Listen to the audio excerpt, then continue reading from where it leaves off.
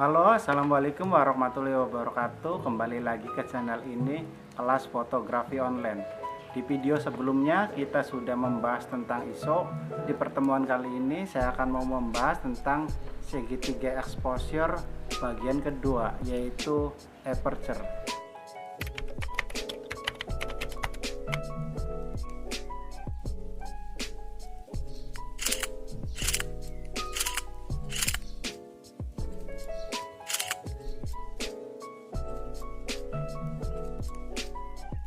Jadi sudah pada paham kan tentang aperture?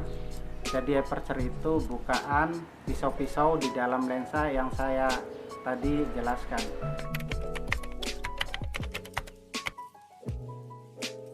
Yang dinamakan aperture kecil itu kita menyeting di sebuah kamera dengan menggunakan f besar. Contoh f9, f16 itu adalah aperture kecil. Jadi kalau aperture besar itu kita ambil di pengaturan mode manualnya itu f yang paling kecil, contoh f1,8, f2,8, karena bukaan lensanya itu besar.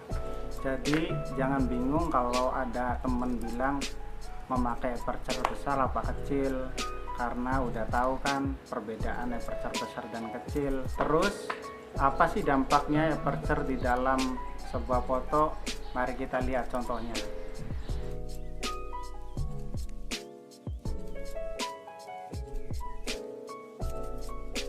Dengan contoh yang barusan, makanya kenapa f1 itu lebih terang dan ke f11 itu lebih gelap, karena bukaan lensanya itu berbeda. Jadi semakin besar nilai f-nya, bukaan lensanya itu semakin kecil, makanya hasilnya akan gelap. Membayangkan aperture itu seperti mata kita, semakin kita membuka lebar maka cahaya yang masuk itu akan semakin terang. Jika kita membuka mata kita dengan sedikit, maka cahaya yang masuk juga lebih sedikit. Contoh lainnya yaitu sebuah hordeng di dalam rumah kita. Kalau kita tidak membuka hordeng tersebut, maka tidak ada cahaya yang masuk. Kalau kita buka sedikit hordeng tersebut, maka cahaya yang masuk akan sedikit. Kalau kita membuka agak lebar, maka cahaya yang masuk lumayan besar.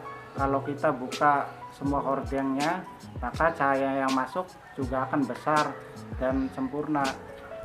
Jadi seperti itulah cara kerja aperture di dalam kamera kita.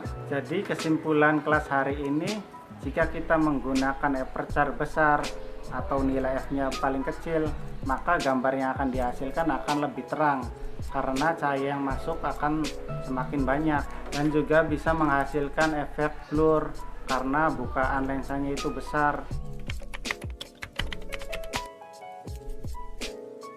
Itu tugas kalian untuk mencari tahu supaya kita lebih mengenal lagi tentang kamera kita. Kalau ingin melihat kelas-kelas lainnya, jangan lupa subscribe ke channel ini. Terima kasih. Salam motret.